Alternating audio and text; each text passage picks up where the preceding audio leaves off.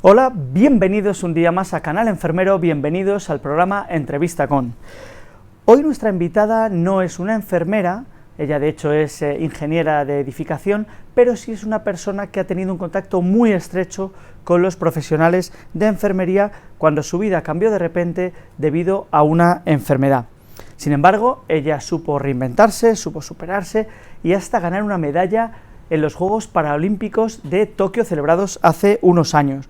Ahora, contando su experiencia, ayuda a muchas otras personas a enfrentarse a situaciones adversas y se dedica en cuerpo y alma a su asociación Más Vida Contigo, diseñada y creada pues para ofrecer apoyo, ofrecer lo que ella dice que ella no tuvo, pues recursos médicos, apoyo psicológico, ayuda también para enfrentarse a la enorme burocracia que tiene determinadas discapacidades o condiciones físicas, y pues con eso ayuda a muchísima gente, es coach, da charlas súper emocionantes sobre cómo ha sido su vida y hoy nos lo va a contar aquí en este programa. Ella es Miriam Martínez Rico, bienvenida a Canal Enfermero. Miriam, ¿qué tal? Muy bien, encantada de estar aquí. Bueno, he dicho que tu vida cambió radicalmente hace unos años, cuéntanos por qué, cómo era tu vida y qué te ocurrió para que tuviste que enfrentarte a una condición y una enfermedad muy dura.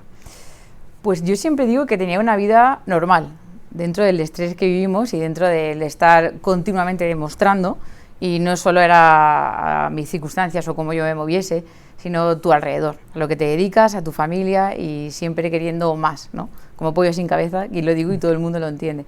En ingeniera venía del ejército, de un mundo que ya tienes una doctrina pues muy específica, y bueno, llega un momento en el que tu cuerpo te dice que pares. No cedí, evidentemente, y llegó un momento en que tenía un hormigueo tan grande al lado izquierdo que paró terminándome de golpe. Acabó en un hospital en Bilbao, en el sitio donde yo quería vivir y donde tenía pensado vivir ya, o mi trayectoria. Porque tú eres de Alicante, de Ibi, de Alicante. Exactamente, yo soy de Alicante y yo he nacido en un pueblo en el que para mí el deporte era mi forma de vida, mi pilar. Mi padre ha sido atleta toda la vida. Y bueno, dentro del ejército pude formarme como ingeniera y luego en el deporte, ¿no? Como a mí me gustaba. Pero bueno, al final el cuerpo es sabio, como yo digo, supo frenarme. Ese hormigueo no era uno normal, no era una hormiga subiendo por tu cuerpo, era un soplete, prácticamente quemando mitad de tu cuerpo. Y acabé conduciendo sola hacia el hospital, en que luego estuve 3 meses ingresada. O sea, fue súbito, tenías unos síntomas, y de repente, ¡paz! Llevaba meses con un hormigueo en la cara, pensaba que era una muela, cualquier cosa, y cualquier excusa me valía, que era lo peor. Yo pensaba que simplemente era el estrés, y que el estrés es normalizado dentro de tu rutina, de todo el mundo. Por lo tanto, lo di como algo súper normal y no acudí en ningún momento al médico hasta el momento en el que ya me frena después de 6 meses, y de ahí ya no salgo en 3 meses. Así que la vida no es que te cambie, sino que no tienes otra manera de elegirla que el camino que te queda. ¿Y qué era? ¿Dieron con el diagnóstico pronto o tuviste que hacer un peregrinaje por distintos especialistas? Esa es la parte más cruda o cruel, porque es donde te sientes sola, donde no solo tu vida cambia, sino donde te sientes fuera de lugar.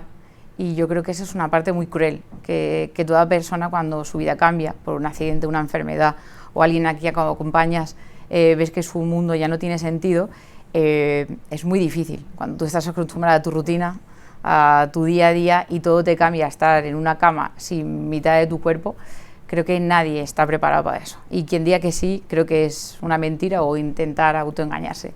Esa aceptación es dura, cruel, contigo misma, con tu alrededor, porque tienes que no solo protegerte a ti, sino a la persona que está a tu lado, que era mi madre en ese momento en el hospital.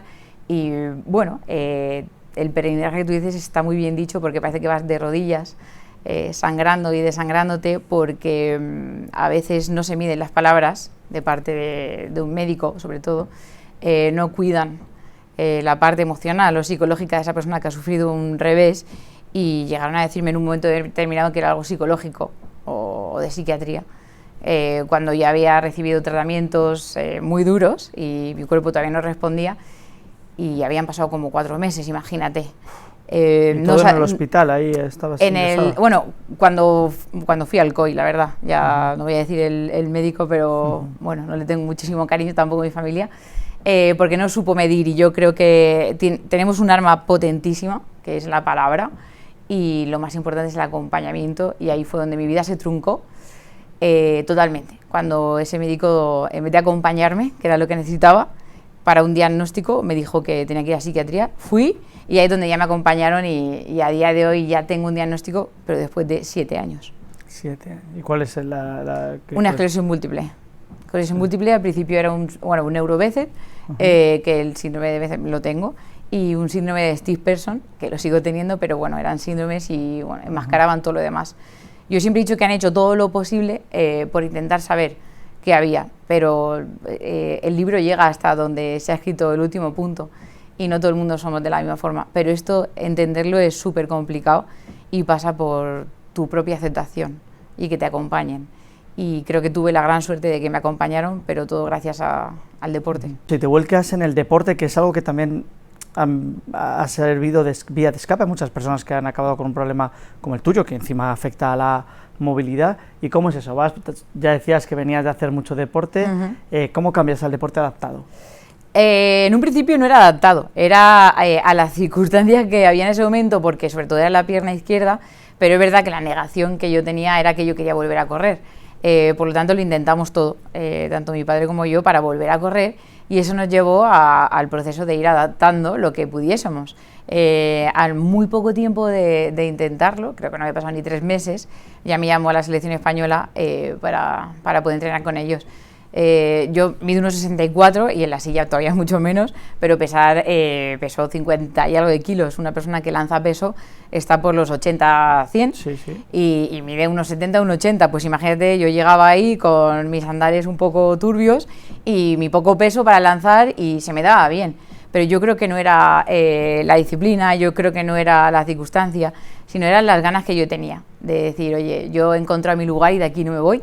Ya me echaron de la anterior, que era mi vida antes de tener la enfermedad, y yo de aquí no me muevo, tanto que no me moví, que a los 5 meses gané el Campeonato de Europa en Polonia, gané el Campeonato de España, todo lo que había internacionales. Meteórica. Y a los 9 meses y medio, creo que eran, 9 y medio, no llegaron 10, sufro un brote en la Villa Paralímpica. A 6 días de lanzar, un brote, que cuando dices un brote la gente no lo entiende, pero aquí se entiende perfectamente que no solo es que tienes una retención de orina horrible, fiebre, convulsiones, espasticidad, está fatal, pues consiguieron, no sé cómo, o conseguimos juntos, no lo sé muy bien, lanzar y ganar esa medalla de plata, que yo creo que era devolver esa energía, esa vitalidad, o al menos esa resiliencia leal hacia las personas que han estado conmigo, porque ahí ya llevaba como 4 o 5 operaciones, no solo era la parte sanitaria, sino todo lo que rodeaba a esa parte que ya me habían salvado la vida, y allí lo volvieron a hacer. Entonces yo siempre les voy a decir que si ellos no hubieran estado ahí, yo no puedo subir al podio, ni siquiera a por la medalla, porque no hubiera sobrevivido. Pero bueno, ahí la tienes, la conseguiste en un momento muy especial. Te quería preguntar, porque recuerdo que hace unos años aquí en el Consejo General hicimos una campaña con pacientes con lesión medular y otros colectivos por el tema, por ejemplo, de la incontinencia, y los representantes de ASPAIN, que es la Asociación de Lesionados Medulares, nos sorprendieron mucho y lo hicieron en una rueda de prensa ante toda España. Decían, es que para mí el problema, la gente ve la silla de ruedas, y para mí el problema no es la silla de ruedas. Me afecta mucho más, por ejemplo, sufrir incontinencia y no poder hacer una vida social normal, ir a trabajar, que a eso. Te quería preguntar por ello, porque las enfermedades tienen un rol fundamental en el abordaje de la incontinencia, que es lo que nunca se habla de las personas que tienen esta circunstancia, y sin embargo hay avances y soluciones. ¿Cómo te han ayudado las enfermeras a sobrellevar eso y poder hacer una vida normal y estar aquí hablando de tu medalla y no de otras cosas? Cuéntanos. Pues es que, como digo, esa medida se gana gracias a la parte sanitaria, y allí yo ya me dan la noticia de que tengo que sondarme de una manera intermitente, y yo no lo concebía. Yo lo que más miedo tenía desde el primer ingreso era sondarme. O sea, era algo que no podía. El dolor, la espasticidad lo rechazaba y tenía fiebre. Entonces llegó un momento en el que tú no sabes a quién contarle algo que es muy poco para lo mucho que llevas o parece que llevas. No es solo la silla, sino es las convulsiones o cualquier otra cosa, o la movilidad en sí. Se fijan antes eso en lo que tú padeces en el día a día y lo que callas. Yo callaba como el 100% de cualquier persona que le pase algo así de tener una incontinencia. Y bueno, no solo era en el tema urinario, sino en el tema de la caca también, era súper importante. Y yo no lo decía por miedo, vergüenza y que me dijeran que eso no era importante. Por lo tanto, llegué a extender tantísimo el chicle que al año y medio ya haya una talla supra puesta por culpa de no haber verbalizado esto. Entonces, yo siempre intento comunicar a los pacientes, al alrededor, la importancia de acompañar, de dar un lugar, y ese lugar a mí me lo dieron las enfermeras y enfermeros, en mi caso fue de la Fundación Jiménez Díaz, en la que eran para mí pues el espejo, nunca mejor dicho, donde poder mirar y decir, tengo este problema y no consigo sondarme, no consigo porque mentalmente no puedo y la espasticidad me vence. Yo me iba allí pues cada 2 o 3 días, que estaba en el centro de alto rendimiento, yo rendía en mi profesión, pero luego no sabía vivir. Y eso es muy complicado, cuando tienes una medalla, la estás viendo todos los días, pero no puedes hacer algo que es tan básico como orinar. En tu cabeza eso no llegas a digerirlo y cuando tienes que sondarte y no puedes, y estás cada 2 por 3 haciendo retenciones de orina graves y ingresada por culpa de eso, y te da la noticia de que ya tienen que ponerte una talla supra en urgencias, piensas que ya está bien. Y yo fue el momento de parar, tanto con mi vida que ya estaba excediéndome en el deporte, y centrarme en lo que tenía que centrarme, que era en ir todos los días a la rehabilitación, de poder sondarme. No era porque ellos no me apoyasen, o Ángel, que siempre estaba conmigo, sino que ahí ya no había nada que hacer. Al poner la talla, no es que estuviera allí todos los días, sino que me la tenían que cambiar de manera, casi semanal, era súper duro, pero es que me cogían de la mano incluso para poder soportar el golpe. Llegaba y bueno, desayunaba allí con ellas incluso, porque era ya como estar en casa. Tenía el número de teléfono, porque eran las únicas personas que podía contarles lo mal que lo estaba pasando o lo bien que había hecho al limpiarme la talla. Cuando miras hacia abajo y tú ves un tubo colgando de tu tripa, yo creo que todo el mundo no está dispuesto. Yo lo estaba, porque al final no podía por bajo, pero que te acompañe eso todos los días es súper complejo. Y cuando llegas a un sitio en el que eso entra dentro de la comunicación, dentro de su mirada, y te miran con ese brillo y decir, joder, estoy orgullosa de ti, mola muchísimo. Y solo tienes luego palabras de agradecimiento y yo me deshago con ellas y con ellos, porque si no hubiera sido por toda la paciencia que tuvieron con el tema de la talla, pues no sé si luego hubiera accedido a operarme de la neovejiga. No, creo que hubiera sido mucho más complicado si me hubieran acompañado en todo ese proceso. No, y también hemos denunciado a veces los pacientes y las enfermeras que, por ejemplo, tratamientos de irrigación transanal, que son novedades importantes, que no se financian en todas las comunidades autónomas, y eso es una discriminación hacia los pacientes en función de su lugar de residencia, que es algo que va en contra de la Constitución, sin más lejos. Sí, no, yo hace muy poco hablaba en mis redes, que intento comunicar las cosas tal cual son, sin intentar maquillar nada, porque ya creo que hay otras fases en esta vida que se maquilla bastante. El tema de que no puede ser que la sanidad o tu salud, o que vivas o mueras, esté en tu código postal.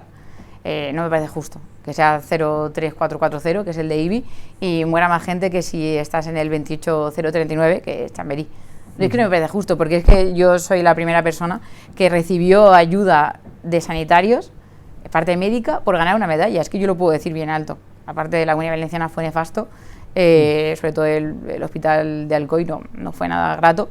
Y ya vine a Madrid y yo tengo muchísimo que agradecer aquí. Y mi familia sabe que yo nunca voy a poder volver a vivir en un sitio que esté lejos de Madrid. ¿Te parece como algo fatalítico? No, todo lo contrario. Yo creo que soy una persona afortunada, pero que eso lo tenemos que contar, porque la gente tiene que saberlo. Que cuanto más lejos esté, probablemente mucha más diferencia tengas conmigo que con esa persona. Y es por tener cerca a personas que saben lo que hay que hacer. Perfecto, bueno, pues nos hemos quedado sin tiempo. Miriam, te agradecemos muchísimo que te hayas desplazado aquí a nuestro plató de televisión para contar tu historia, para reclamar que todos debemos tener derecho a acceder a tratamientos y cómo la vida a veces te encuentras con estos obstáculos, pero lo puedes superar y sobre todo ayudar a muchísima gente que está, y a través de tu asociación, que pondremos luego la web y todo el contacto, por si vosotras, enfermeras y enfermeros, podéis recomendárselo a pacientes que estén en la misma situación que ella. Y nada, enhorabuena por tu medalla, tenemos ahí una gran deportista ante nosotros, un ejemplo de superación y alguien a que merece la pena conocer. Bueno, sin más nos despedimos, ha sido un placer teneros ahí, os recordamos que aquí en Canal Enfermero tenéis toda la actualidad de la profesión a golpe de clic en YouTube, los informativos, entrevistas, documentales, todas las campañas las tenéis muy a mano. Sin más nos despedimos, muchísimas gracias y hasta el próximo día. Adiós.